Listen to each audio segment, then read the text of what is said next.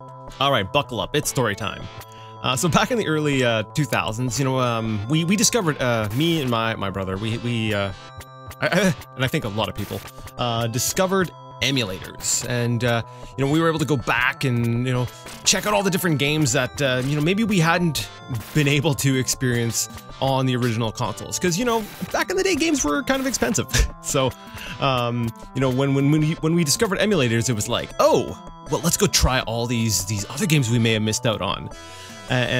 So, you know, back then, my brother was fooling around with emulators, and then you get a whole collection of ROMs, and I'd come across a game called Valis SD, or Sid of Valis, you know, as it was known in North America. And we weren't familiar with the Valis series, and so this was our first exposure to it.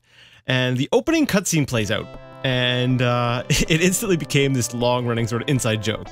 Like from this initial enemy, are you Rogles? Are you the Valis warrior? Who are you? Like this back and forth of just, I don't know, I don't want to say identity crisis, but there was like this sense of who is everyone? Nobody's giving away who they are, and everyone's questioning who everyone else is. From this like badly translated intro to the glorious ice cream cone sword transformation. The name Valis became sort of like seared in my mind as like this, I guess, kind of became a meme in my mind. It was this permanent thing in my head.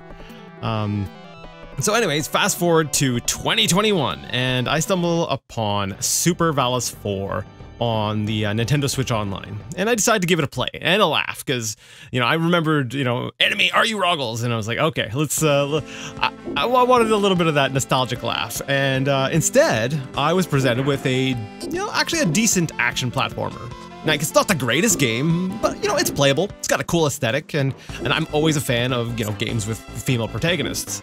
And I was kind of confused because, you know, I thought Valis was this janky, chibi action platformer, and this one seemed to be taking itself a whole lot more seriously. So I was like, okay, I decided to go ahead and do a little bit of research, and I discovered that Valis SD was an outlier, and Valis is actually kind of we'll say a cult classic with its own fans. Should I say, would that be cult classic? Sure, whatever. That's the term I'm going with. So I was intrigued with the idea that this series that started in, you know, 1986 was so story-driven. You know, apparently with, you know, cutscenes and everything. Not all of which involved transforming ice cream cones. So, you know, not long later, Limited Run, which is a service that we'll say if you don't know who Limited Run is, they do limited run of physical releases of different games. So a lot of like classic games get redone and stuff. And they were releasing a Valis collection containing the PC Engine. That's the console that would be known as the TurboGrafx 16 in North America, I think. Releases of the first 3 games. And, you know, according to the fanbase, these were the definitive versions of the games. So, like, I felt like if they were anything like Valis 4, you know, it'd be a series I'd love to play through. But my thinking was, you know, the 4th game in the series, you know, was surely the most polished. And, you know, technically it was the Super Nintendo. It was the Super Nintendo version, so, you know, it's not even the same platform, so, But my thinking was still, you know, it's the 4th game. You know, maybe the earlier games were closer to Valis SD. You know, maybe it started off kind of, and then, you know, got good afterwards. So I figured I'd go back, you know, and before I jumped on this physical release, you know, I'd go back and check out the first game. You know, and if that one was decent, you know, I'd have no reason not to get the collection. I didn't want to spoil myself because, you know, like I said, it was a little bit more story-driven and stuff. So I'm like, yeah, let's go check out the first game, and then I can go ahead and compare that. And then see if I want to if I want to bite on the rest of that trilogy. And I was surprised. You know, it was actually better than Valis 4. You know, good music, played well, you know, fancy anime cutscenes, you know, for the time. And you know, I guess what people said about the PC Engine versions being the definitive versions were right. You know, like, wow, this is actually a lot better than the well, I wouldn't say a lot better than the SNES version, but it was pretty. It was a little bit better. It was better in some ways. So I jumped on the collection. You know, I'm like, if the first game in the series was this slick, then, you know, the rest of the series was probably at least in the same ballpark in terms of quality, right? Right? So I finally got the collection, and I had to check everything out. So I loaded up Valis 1, and it was, you know, just like it was in the emulator. And then I loaded up Valis 2, and what the ever-loving hell? You know, was the budget cut? Did they make Valis 2 for like a 24-hour game jam? Like, what happened? Like, the level design was non-existent, the combat was terrible, and the graphics were just such a step down. Like Yuka runs around, like, she's got this hunched over, almost caveman look to her, but with like a knife. Well, at least the music was still pretty solid though, but the game felt like it was closer to something like Cheetah Man than, you know, the first Valis game. So I'm thinking, okay, something's gotta be wrong. Did I select something on the menu wrong? Is this like an alternate version? Like from a different platform? Did they include other versions? Like, I don't know. So I exited, and I figured, okay, well, I couldn't see any option for that, so well, let's see, is Valis 3 gonna disappoint me too? And, well, while it's not as bad as Valis 2, you know, the game also suffered from some, you know, pretty rough edges, you know, so I was getting a little confused, like, what was going on here? The fan base didn't just praise the first game, they praised the original trilogy, so what was I missing?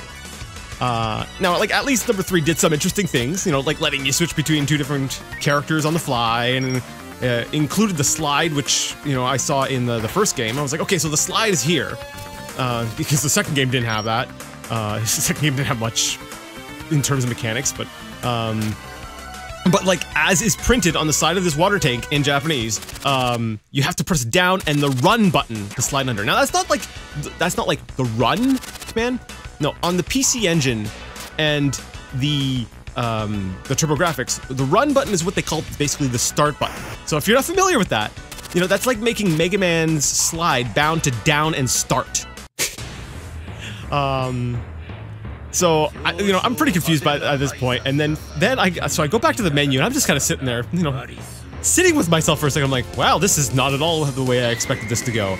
And then I notice, you know, the really obvious years printed in big giant numbers listed under each game. And I was like, oh, well, that's something.